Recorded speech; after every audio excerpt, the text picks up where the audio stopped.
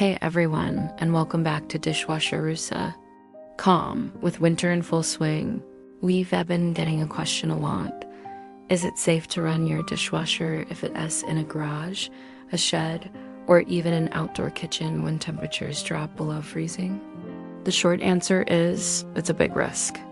Dishwashers are not designed to operate in freezing conditions. The water inside the hoses, pump, and other components can freeze solid. When water freezes, it expands, and this expansion can cause serious damage.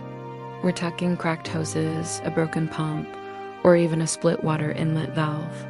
These repairs can be expensive and leave you without a working dishwasher when you need it most.